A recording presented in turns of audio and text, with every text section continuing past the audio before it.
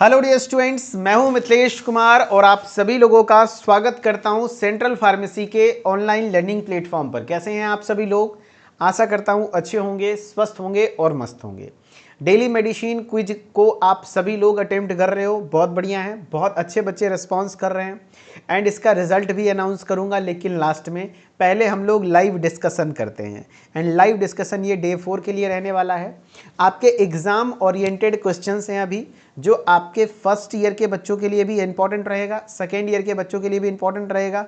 And जो बच्चा ये क्विज ग्रुप के डिस्कशन को देख रहा है एंड क्विज को अटेम्प्ट कर रहा है, नो डाउट आप अच्छा करोगे और थोड़ा एक्स्ट्रा आप मार्क्स गेन करोगे, क्योंकि आपका प्रैक्टिस यहाँ बहुत बेहतरीन क्वेश्चंस का हो रहा है। सबसे पहला क्वेश्चन है आपके स्क्रीन पर, अभी फिलहाल आप इस क्वेश्चन को अटेम्प्ट करिए। क्वेश्चन है which disease is caused bye salmonella typhi.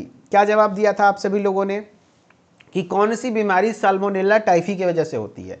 Cholera, typhoid, dysentery या ट्यूबरकुलोसिस? तो कौन सी बीमारी है which disease is caused bye salmonella typhi? तो साल्मोनेला टाइफी के द्वारा जो बीमारी होती है उसका नाम है टाइफाइड। क्या नाम है? टाइफाइड बीमारी है जो कि साल्मोनेला टाइफी के द्वारा होता है। तो ऑप्शन नंबर बी करेक्ट। तो साल्मोनेला टाइफी के द्वारा टाइफाइड बीमारी होता है। ओके, हाँ। तो यहाँ पे एक्सप्लेनेशन देख लेते हैं क्या क्या है सर। तो salmonella typhi bacteria causes typhoid fever. Yes, typhoid fever जो होता है साल्मोनेला टाइफी नाम के बैक्टीरिया की वजह से होता है, जो कि फैलता है कंटामिनेटेड फूड, गंदा खाना एंड गंदा पानी पीने से। Leads to prolong fever and weakness, जिससे लंबे समय तक फीवर और वीकनेस रहता है। अगर मैं कोलेरा की बात करूं तो कोलेरा किसके कारण होता है? विब्रियो कोलेरी नाम के बैक्टीरिया के कारण होता है। डिसेंट्री, तो डिसेंट्री भी आपके एंट अमीबा हिस्टोलिटिका या सिगेला के कारण होता है, ये भी बैक्टीरिया होते हैं। ट्यूबरकुलोसिस माइकोबैक्टीरियम ट्यूबरकुलोसिस की वजह से होता है। मेरा सवाल आप लोगों से, बताओ टाइफाइड के लिए जो डायग्नोस्टिक टेस्ट किया जाता है उसका नाम क्या है? डायग्नोस्टिक टेस्ट का नाम क्या है बताओ? टाइफाइड के लिए जो किया जाता है तो वो किया जाता है विडाल टेस्ट। विडाल टेस्ट है ना, विडाल टेस्ट इस किसके लिए करते हैं हम लोग? टाइफाइड के लिए करते हैं। बहुत बढ़िया। अगला क्वेश्चन है question number 2, which disease is caused by vibrio cholerae. Vibrio cholerae के कारण कौन सी बीमारी होती है? देखो पहले क्वेश्चन से रिलेटेड है दूसरा, डिसेंट्री, कोलेरा, टाइफाइड या हेपेटाइटिस। तो विब्रियो कोलेरी के कारण जो बीमारी होती है उसका नाम है कोलेरा। क्या है? कोलेरा। कोलेरा बीमारी होती है, जिसको हैजा कहते हैं हिंदी में। क्वेश्चन नंबर 3 है which disease is related to joints inflammation. इसमें से कौन सी बीमारी है जो जॉइंट इन्फ्लेमेशन, यानी जॉइंट्स में इन्फ्लेमेशन होते हैं, जॉइंट्स में सूजन आती है? Arthritis, asthma, bronchitis, diabetes. क्या जवाब दिए थे आप सभी लोगों ने? आंसर किया ए। बहुत बढ़िया, अर्थराइटिस। यानी कौन सी बीमारी है जो यहाँ पर जॉइंट से रिलेटेड इन्फ्लेमेशन कॉज करती है? तो अर्थराइटिस बीमारी है, जिसमें आपके जॉइंट से रिलेटेड इन्फ्लेमेशन देखने को मिलते हैं। यहाँ पे जॉइंट्स में सूजन देखने को मिलता है, जॉइंट पेन देखने को मिलता है। ठीक है, हाँ। देखो भाई, एक्सप्लेनेशन में अर्थराइटिस क्या होता है? इन्फ्लेमेशन ऑफ द जॉइंट्स, जिसमें पेन, स्वेलिंग एंड स्टीफनेस देखने को मिलते हैं। जबकि आस्थमा में क्या होता है? तो लंग्स और एयरवे डिजीज है, यानी आपके रेस्पिरेटरी सिस्टम से संबंधित बीमारी है, जिसमें आपके जो हवा की नलियां हैं, खास करके ब्रोंकाई और ब्रोंक्यूल्स कॉन्स्ट्रिक्टेड हो जाती हैं, उसमें इन्फ्लेमेशन हो जाता है, बहुत ज़्यादा कफिंग होती है, सांस लेने में दिक्कत होता है। एंड विजिंग लाइक साउंड, यानी कि घर घर जैसी आवाज़, whistle like sound. Wheezing, wheezing मतलब होता है सांस लेने में घर घर जैसी आवाज़ आती है। ब्रोंकाइटिस क्या होता है सर? तो ब्रोंकाई में इन्फ्लेमेशन हो जाना। डायबिटीज़ में ब्लड शुगर का डिसऑर्डर है, ब्लड शुगर लेवल बढ़ जाता है, ब्लड शुगर लेवल बढ़ जाता है। ठीक है, चलो क्वेश्चन नंबर 4 है। चलो भाई, क्वेश्चन नंबर 4 है night blindness is due to deficiency of. किसकी कमी से नाइट ब्लाइंडनेस होता है? Vitamin A, vitamin B, vitamin C, vitamin K. Night blindness is the due to deficiency of. तो नाइट ब्लाइंडनेस जो होती है वो विटामिन ए की कमी से होती है। Vitamin A, correct. Vitamin A की कमी से नाइट ब्लाइंडनेस होती है। अगर इसके एक्सप्लेनेशन को देखें तो विटामिन ए इसेंशियल होता है आपके विजन के लिए, अच्छा सा दिखने के लिए। एंड विटामिन ए का रिचेस्ट सोर्स क्या है सर? कैरेट, गाजर। गाजर सबसे बेहतर सोर्स होता है विटामिन ए का। Its deficiency causes night blindness, इसकी कमी से नाइट ब्लाइंडनेस होती है। Where a person can not see properly in low light. Night blindness यानी रतौंधी है, रात में या कम लाइट में सही से देख नहीं पाता है पेशेंट। ठीक है। अब विटामिन बी की कमी से कौन सी बीमारी, नर्व प्रॉब्लम्स आते हैं जिसमें बेरी बेरी आता है, एंड बेरी बेरी तो याद करो बेरी बेरी अरे B1 की कमी से बेरी बेरी होता है, विटामिन B1 की कमी से बेरी बेरी आता है। और बेरी बेरी शब्द हमको बहुत अच्छा लगता है, कारण क्योंकि हमारे भोजपुरी में एक गाना है, बेरी बेरी बाजे रे पलइया बहुत अच्छा लगता है। अनुराग भाई, सब लोग दोस्ताना निभाओ यार, क्या आप लोग आपस में झगड़ा कर रहे हो कमेंट में। हमको तो लग रहा है ऑनलाइन में ये लोग झगड़ा कर लेता है, अगर ऑफलाइन रहता तो ये लोग मारे हमको छुड़ाते हालत खराब रहता। अगर ऑफलाइन मान लो यहाँ पे हम पढ़ाते और आप लोग आते तो हमको ऐसा लगता है रोज हम पंचायतीय कर रहे होते कि कौन सही किया कौन गलत किया मार कर लेता। ऑनलाइन में बताओ यार इतना झगड़ा कर लेता है बताओ। विटामिन सी की कमी से क्या होता है, स्कर्बी जिसमें ब्लीडिंग गम्स, मसूड़ों से खून आते हैं। विटामिन के की कमी से ब्लड क्लॉटिंग इश्यूज होते हैं, यानी ब्लड क्लॉटिंग डिसऑर्डर होता है। ठीक है। देखो विटामिन के इज इंपॉर्टेंट फॉर, विटामिन के किस चीज के लिए महत्वपूर्ण है बताइए, vision, bone growth, blood clotting, digestion. तो विटामिन के is important for blood clotting, vitamin के किस चीज के लिए महत्वपूर्ण है, ब्लड क्लॉटिंग के लिए महत्वपूर्ण है। करेक्ट, बहुत बढ़िया। देखिए आगे आप सभी लोगों के क्वेश्चंस को मैं डिस्कस करूंगा, लेकिन उससे पहले जो भी बच्चे हमारे साथ जुड़े हुए हैं उनको धन्यवाद, एंड जो लोग जुड़ना चाहते हैं आपके दोस्त साथी संगति हैं उनको भी आप सभी लोग प्रमोट करिए कि भैया हमारा डेली मेडिसिन क्विज ग्रुप चल रहा है, एक छोटा सा प्लेटफॉर्म है। इस ग्रुप में जो भी लोग जुड़ना चाहते हैं उनका वेलकम है, जहाँ daily medicine quiz practice session होते हैं, इसी तरीके के क्विजेज आपको डेली करवाए जाएंगे, एंड उसके साथ साथ डेली लाइव डिस्कशन होता है, उसका PDF नोट्स मिलता है, and pre recorded video lectures हैं जिसमें आपके क्लिनिकल नॉलेज इन्हेंस होते हैं। अभी कम लेक्चर हैं, आगे और भी लेक्चर्स अवेलेबल होंगे जो कि आपके सभी मेडिकल फील्ड के स्टूडेंट्स के लिए इंपॉर्टेंट है। अभी खास करके जो क्वेश्चंस डाल रहा हूं मैं वो डी फार्मा फर्स्ट ईयर और सेकेंड ईयर के एग्जाम ओरिएंटेड क्वेश्चंस डाल रहा हूं जो कि आपके एग्जाम पॉइंट ऑफ व्यू से इंपॉर्टेंट रहने वाले हैं। जो लोग जुड़ना चाहते हैं इसका नियम क्या है भाई, तो प्ले स्टोर पे जाना है एंड सेंट्रल फार्मेसी ऐप को सर्च करना है, ऐप पर इंस्टॉल करना है, ऐप को इंस्टॉल करके मोबाइल नंबर, नाम, ईमेल आईडी डाल के लॉगिन करना है, एंड कोर्सेज वाले सेक्शन में जाएंगे तो आपको डेली मेडिसिन क्विज ग्रुप दिख जाएगा, एंड इसी क्विज ग्रुप में आपको बाय नाउ कर लेना है। एंड जैसे बाय नाउ करेंगे तो हर रोज़ दोपहर 1 बजे आपको क्विज देखने को मिलेगी, एंड अगर 1 बजे नहीं होगा तो नोटिफिकेशन आ जाएगा, शाम 5 बजे तक क्विज होती है, एंड फिर आप क्विज कभी भी समय निकाल करके 10 मिनट दीजिए एंड उसका डिस्कशन करिए।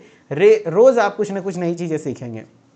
फिर भी कोई दिक्कत होती है तो इस नंबर पे कॉल कर लीजिएगा, सुबह 8 से शाम के 6 बजे तक हमारी टेक टीम आपको कांटेक्ट करेगी एंड आपके मदद में शामिल रहेगी। एंड डिस्क्रिप्शन में भी लिंक दिया हुआ है, डिटेल्स दिया हुआ है, वहाँ से भी आप हमारे साथ ऐप पर आ सकते हैं। ठीक है, चलो क्वेश्चन नंबर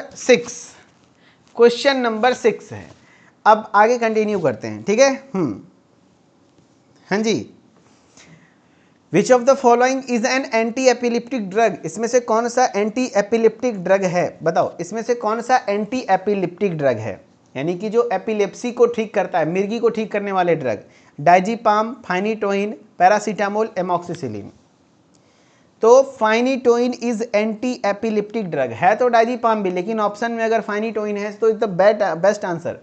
फाइनिटोइन हाइडेंटोइन क्लास का ड्रग है जो कि एंटी एपिलिप्टिक है, मिर्गी में यूज होता है, याद रखना। देखो हिंदी जो लोग बोल रहे हैं हिंदी को क्वेश्चन में नहीं करेंगे बल्कि एक्सप्लेनेशन में आपके समझाने के लिए हिंदी का सहायता ले सकते हैं। जैसे यहाँ देखो लिखा हुआ है फाइनिटोइन यानी एपिलेप्सी यानी सीजर कंट्रोल करने वाले यूज होते हैं, यानी सीजर मतलब होता है मिर्गी का दौरा पड़ना, इसलिए इसे एंटी एपिलेप्टिक ड्रग्स कहते हैं। बल्कि डाइजीपाम्स किस चीज़ में सबसे ज़्यादा यूज होता है, सेडेटिव्स और एंजायोलाइटिक्स, यानी शॉर्ट टर्म सीजन में यूज हो सकते हैं, यानी मिर्गी में भी यूज हो सकता है, बट मेन ये एंटी एपिलेप्टिक ड्रग में यूज नहीं होते हैं, ये मेनली सेडेटिव्स होते हैं। सेडेटिव्स मतलब होता है जो आपकी एंजाइटी को कम करे, मूड रिलैक्स कर दे एंड आपको चिंता से फ्री कर दे, ठीक है, उसको सेडेटिव्स कहते हैं। पैरासीटामोल एनाल्जेसिक और एंटीपायरेटिक है, दर्द निवारक है और बुखार कम करता है। एमॉक्सिसिलिन एंटीबायोटिक है। ठीक है, चलो भाई क्वेश्चन नंबर 7 है, amoxicillin belongs to which class of drugs, amoxicillin किस क्लास का ड्रग है, analgesics, antibiotics, sedatives, anti epileptics. तो एमॉक्सिसिलिन एक एंटीबायोटिक क्लास का ड्रग है, और किस क्लास का एंटीबायोटिक है, तो पेनिसिलिन क्लास का एंटीबायोटिक है, पेनिसिलिन क्लास का एंटीबायोटिक है।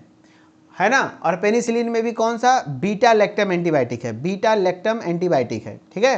हाँ, ये एमॉक्सिसिलिन बीटा लैक्टम एंटीबायोटिक है। बहुत बढ़िया। चलो भाई, 125 बंदे हमारे साथ अभी जुड़े हुए हैं लाइव, बहुत बढ़िया है, अच्छी बात है।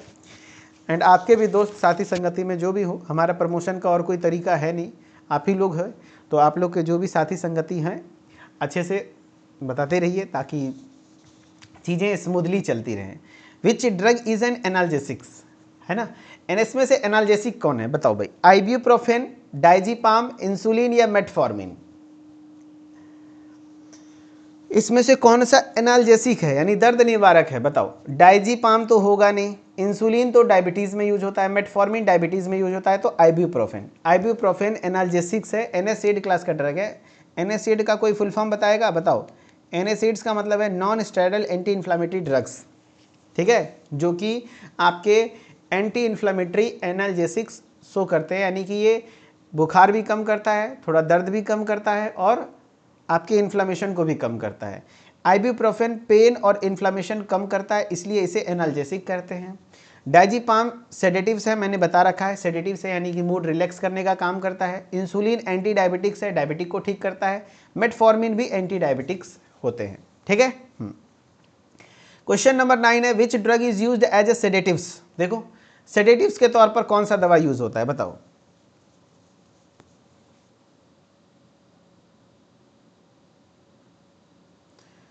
अनुराग भाई, क्या हुआ अनुराग भाई, काहे परेशान होते हो भाई,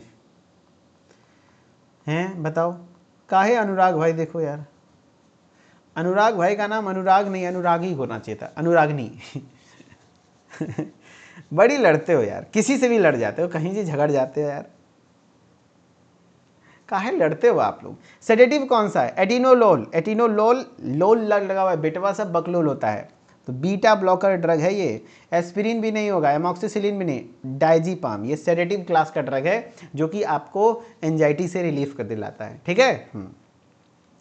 विच drug is an anti hypertensive, इसमें से कौन सा एंटी हाइपरटेंसिव है, जवाब दो। Diazepam, paracetamol, amoxicillin, atenolol.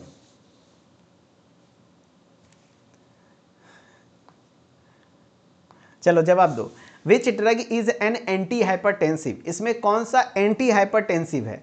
तो एंटी हाइपरटेंसिव कौन सा होगा, डाइजीपाम नहीं, डाइजीपाम नहीं है सर, डाइजीपाम नहीं होगा।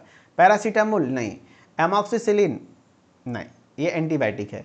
एटिनोलोल जो कि बीटा ब्लॉकर क्लास का ड्रग है, क्या है, बीटा ब्लॉकर ड्रग है। और बीटा ब्लॉकर ड्रग क्या होता है, आपके हार्ट रेट को कम करता है, जिससे कि आपका कार्डियक आउटपुट कम होता है, जिससे हार्ट ब्लड प्रेशर कंट्रोल होता है, ठीक है। देखो, एक्सप्लेनेशन में भी वही लिखा हुआ है, जो ये एटिनोलोल है ना, ये एटिनोलोल है, बीटा ब्लॉकर हैं जो बीपी कम करते हैं, इसलिए इसे एंटी हाइपरटेंसिव ड्रग्स कहते हैं। पैरासीटामोल पेन और फीवर को कम करता है, एमॉक्सिसिलिन एंटीबायोटिक्स होते हैं, डाइजीपाम सेडेटिव्स होते हैं, ठीक है। क्वेश्चन नंबर 11 है, क्वेश्चन नंबर 11 पढ़ो अच्छे से। A patient has asthma attack, which drug is preferred. अगर एक पेशेंट को आस्थमा अटैक आया हुआ है तो उस कंडीशन में कौन से ड्रग को प्रीफर करोगे, साल्ब्यूटामोल, पैरासीटामोल, इंसुलिन या ओमेप्राजोल। तो आस्थमा अटैक में एंटी एस्थमेटिक ड्रग देंगे, और एंटी एस्थमेटिक ड्रग में साल्ब्यूटामोल है जो कि ब्रोंक्यूल्स को डायलेट करेगा, जिससे सांस लेने में आसानी होगी, क्योंकि आस्थमा में दम फूलने लगता है, दम्मा की बीमारी है, तो salbutamol, salbutamol is best answer, है ना। यस, साल्ब्यूटामोल ब्रोंकियोडाइलेटर्स है जो आपके ब्रोंक्यूल्स को डायलेट करता है, तुरंत राहत देता है।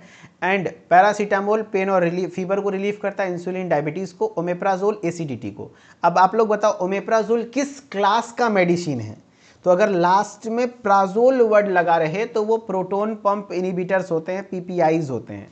एंड साल्ब्यूटामोल इस तरीके से इनहेलर के द्वारा लिया जाता है, इनहेलर रूट से, ठीक है। पीपीआई क्लास का ड्रग है, बहुत बढ़िया। क्वेश्चन नंबर 12 है, a patient has 7 severe pain and inflammation, which drug is used.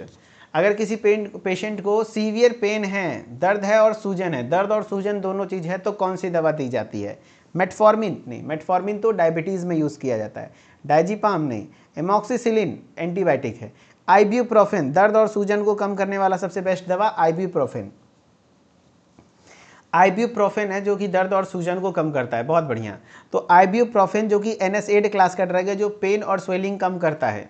Diazepam sedatives है, एमॉक्सिसिलिन इन्फेक्शन ठीक करेगा, मेटफॉर्मिन आपके डायबिटीज़ में सही होगा।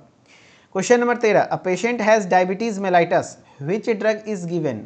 अगर एक पेशेंट को डायबिटीज़ मेलाइटस है, यानी कि यहाँ पर ब्लड शुगर लेवल बढ़ा हुआ है, तो कौन सी दवा यूज़ होगी, मेटफॉर्मिन, आइबुप्रोफेन, एमॉक्सिसिलिन, डाइजीपाम।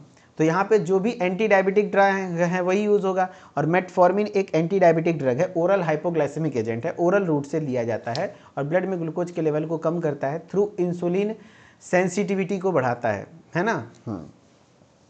यानी जिसके बॉडी में इंसुलिन रेजिस्टेंस डेवलप हो जाता है, यानी इंसुलिन सही से काम नहीं कर पा रहा है, तो बॉडी में सेल्स के प्रति इंसुलिन सेंसिटिविटी को इंक्रीज करता है, जिससे ग्लूकोज अपटेक बढ़ता है एंड ब्लड में ग्लूकोज का लेवल घट जाता है। कौन, metformin, answer A.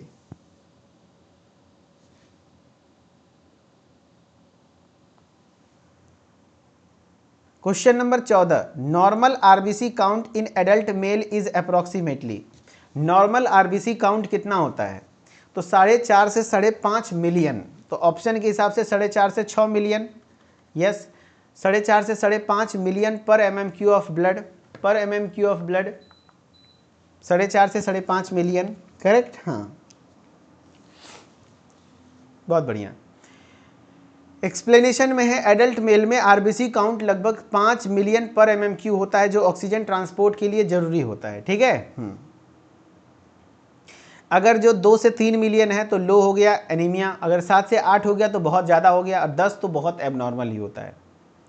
Decrease in RBC count leads to, अगर आरबीसी का मात्रा घट गया तो उस कंडीशन को क्या कहते हैं, बताओ, ल्यूकीमिया, पॉलीसाइथीमिया, एनीमिया या इन्फेक्शन। तो अगर आरबीसी का मात्रा घट गया तो उस कंडीशन को एनीमिया कहेंगे, एनीमिया कहेंगे, खून की कमी हो गई है ना। और एनीमिया का सबसे मेन क्लिनिकल मैनिफेस्टेशन यानी सिम्टम फटीगनेस, ऑलवेज थकावट होता है, और महिलाओं में, फीमेल में ज़्यादा कॉमन होता है, फीमेल में ज़्यादा कॉमन होता है ना। यानी आरबीसी कम होने से ऑक्सीजन कैरिंग, क्योंकि आरबीसी ऑक्सीजन को कैरी करने का काम करता है, तो ऑक्सीजन कैरिंग कैपेसिटी घटती है, जिससे एनीमिया होता है।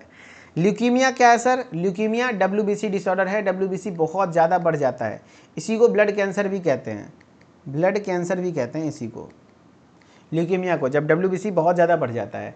पॉलीसाइथीमिया मतलब जब आरबीसी बढ़ जाता है। इन्फेक्शन में आपके WBC से रिलेटेड हैं, WBC बढ़े होते हैं। अनुराग शुक्ला कह रहे हैं आंख दर्द हो रही है, तो ऐसा करिए, आप ऐप को बंद करिए और रिलैक्स करिए आप, बहुत बढ़िया। Increase in RBC count is called, देखो वहीं से सवाल आ गए, आरबीसी का काउंट बढ़ेगा तो क्या कहलाएगा, तो पॉलीसाइथीमिया, उसको क्या कहते हैं, पॉलीसाइथीमिया, ठीक है। देखो कहीं पे भी एनीमिया मतलब है आरबीसी का घटना, समझना। ल्यूकोपीनिया, पीनिया वर्ड कहीं भी लगा ले मतलब घट रहा है, ठीक है। ल्यूको मतलब है WBC, ल्यूकोसाइट्स, WBC घटता है। थ्रोम्बोसाइटोपिनिया यानी प्लेटलेट्स, प्लेटलेट्स घट रहे हैं तो उसको थ्रोम्बोसाइटोपिनिया कहते हैं, ठीक है। तो वही बोला, decrease in WBC count is called, अगर WBC का मात्रा घट जाए तो क्या कहेंगे, तो WBC का मात्रा घट जाए तो ल्यूकोसाइटोपिनिया। मैं बताता हूँ आपको, कहीं पे भी पीनिया वर्ड लगा होता है इसका मतलब है कम हो रहा है, और WBC को ल्यूकोसाइट्स कहते हैं। ल्यूकोसाइटोसिस नहीं, ल्यूकोपीनिया, यस ल्यूकोपीनिया, मार दो आंसर, ल्यूकोपीनिया। ल्यूकोसाइटोसिस का मतलब है WBC जब बढ़ जाए तो उसको ल्यूकोसाइटोसिस कहते हैं। एनीमिया में आरबीसी घट जाता है, आरबीसी घट जाता है। पॉलीसाइथीमिया में आरबीसी बढ़ जाता है, ठीक है। ये सब टर्म्स है, धीरे धीरे क्लियर हो जाएंगे अगर आप जुड़े रहेंगे तो। एक्सप्लेनेशन में WBC कम होने पर बॉडी की इम्यूनिटी कमजोर हो जाती है, जिससे ल्यूकोपीनिया कहते हैं। एंड ल्यूकोसाइटोसिस में increase in WBC, anaemia RBC problem, and polycythaemia RBC increase हो जाती है। Question number 18, increase in WBC count is called, अगर WBC का मात्रा बढ़ जाए तो क्या कहलाता है, बताओ। यही दो गलत हो गए थे आदित्य जी, कोई बात नहीं, अगले क्विज में मत गलती करना। अगर WBC बढ़ जाए तो उसको क्या कहेंगे, ल्यूकोसाइटोसिस, हाँ ल्यूकोसाइटोसिस बोल सकते हैं। ल्यूकोपीनिया तो नहीं कहेंगे, एनीमिया नहीं कहेंगे, थ्रोम्बोसिस नहीं कहेंगे, आंसर ए हो जाएगा, है ना। क्वेश्चन नंबर 19 है, drug of choice for fungal infection, fungal infection के लिए ड्रग ऑफ चॉइस कौन सा है, drug of choice for fungal infection, fungal infection के लिए ड्रग ऑफ चॉइस क्या है, डाइजीपाम नहीं, एमॉक्सिसिलिन एंटीबायोटिक है नहीं होगा, पैरासीटामोल नहीं, फ्लूकोनाजोल है ना, आजोल, है ना, जो होता है वो ड्रग ऑफ चॉइस होता है फंगल इन्फेक्शन के लिए, फंगल इन्फेक्शन, ठीक है, फ्लूकोनाजोल, करेक्ट। हाँ, तो फ्लूकोनाजोल जो होता है एंटी फंगल ड्रग है जो फंगल इन्फेक्शन को ट्रीट करता है, वेरी गुड। एंड एमॉक्सिसिलिन जो बैक्टीरिया, एंड पैरासीटामोल जो सिम्टम रिलीफ करते हैं, डाइजीपाम सेडेटिव्स होते हैं, ठीक है, fluconazoles. Question number 20, Disprin is the brand name of, Disprin brand name है किसका, पैरासीटामोल का, एस्पिरिन का, आइब्यूप्रोफेन का या डाइक्लोफेनेक का।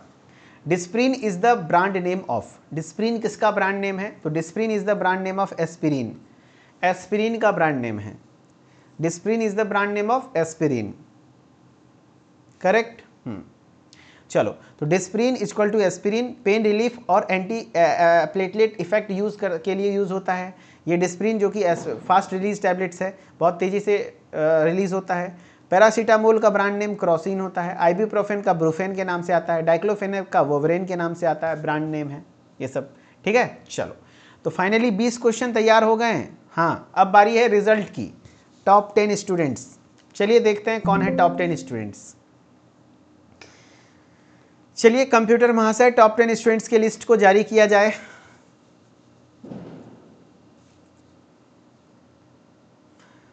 चलिए, बहुत बढ़िया, बहुत बढ़िया।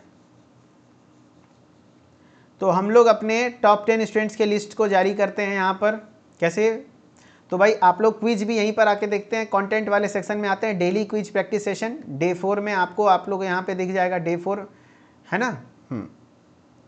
इसको यहाँ से स्टेट्स चेक कर लेना है, व्यू स्टेट्स।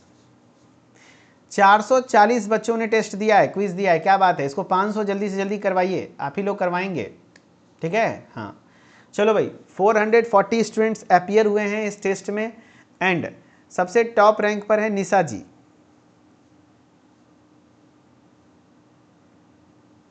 चलिए, तो टॉप 10 स्टूडेंट्स की लिस्ट हमारे पास आ चुके हैं। निशा जी का सबसे रैंक 1 है। मैं हट जाता हूं थोड़ा सा भाई, इधर आ जाता हूं। बाकी और भी बच्चों ने बहुत अच्छा परफॉर्म किया है, नो डाउट, लेकिन निशा जी का परफॉर्मेंस भाई बेस्ट है। रैंक 1 जी पर है निशा जी, कॉन्ग्रेचुलेशंस निशा। 1 मिनट 26 सेकंड में इन्होंने 20 में 20 क्वेश्चन सही किए हैं। डॉक्टर शिखा सोनी, बहुत बढ़िया, 1 मिनट 46 सेकंड में इन्होंने जी सही किया है, second rank. Sudarshan Adhikari ji 3rd rank, congratulation Sudarshan ji, है ना। देखो, क्विज का टाइमिंग है दोपहर 1 बजे, अगर 1 बजे अपलोड नहीं हुई किसी कारणवश तो वो शाम 5 बजे अपलोड होती है, ठीक है। और इसका डिस्कशन टाइमिंग है रात में 11 बजे, ओके। आपको कभी भी समय निकालना है 10 मिनट के लिए, 5 मिनट के लिए, और क्विज को खेलना है। इससे आप हर रोज कुछ ना कुछ नई चीजें सीखेंगे। पुष्पेंद्र जी 2 मिनट 1 सेकंड में इन्होंने 20 में 20 क्वेश्चन सही किए हैं, 4थे स्थान पर हैं। आकाश सिंह जी 2 मिनट 9 सेकंड में इन्होंने सही किया है भाई 20 में 20 क्वेश्चन, बहुत बढ़िया। हर्ष कुशवाहा 2 मिनट 13 सेकंड में इन्होंने 20 में 20 क्वेश्चन सही किए हैं। मधुरेंद्र क्या कहते हैं जी, आपका 7th रैंक है, 20 में 20 सही किया। Ashish ji 8वें rank, congratulations. खुशी शर्मा 9वें रैंक पर हैं, एंड संजय शर्मा 10वें रैंक पर है, कॉन्ग्रेचुलेशंस। चलिए, बहुत बढ़िया है भाई, क्विज ग्रुप में आप सभी लोगों ने बहुत अच्छा परफॉर्म किया है।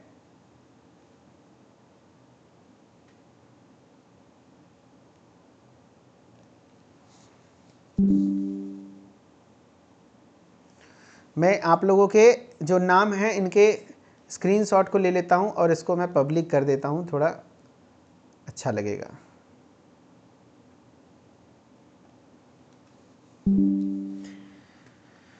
चलिए गाइस, तो सभी लोगों को बहुत बहुत बधाई, कॉन्ग्रेचुलेशंस।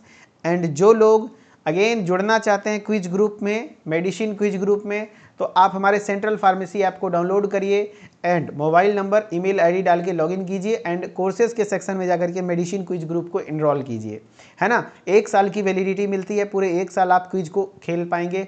एंड आपके स्क्रीन पर नंबर शो हो रहा है, अगर कोई दिक्कत है तो इस नंबर पर आप कॉल कर सकते हैं या मैसेज कर सकते हैं, ठीक है। चलिए, थैंक यू सो मच, बहुत बहुत शुक्रिया, धन्यवाद। मिथिलेश्वर ऑफिशियल के साथ जुड़े रहिए और आप हमारे साथ बने रहिए इसी प्लेटफॉर्म के माध्यम से, ताकि आपको हर एक अपडेट्स और मेडिसिन रिलेटेड इन्फॉर्मेशंस मिलते रहें, ओके।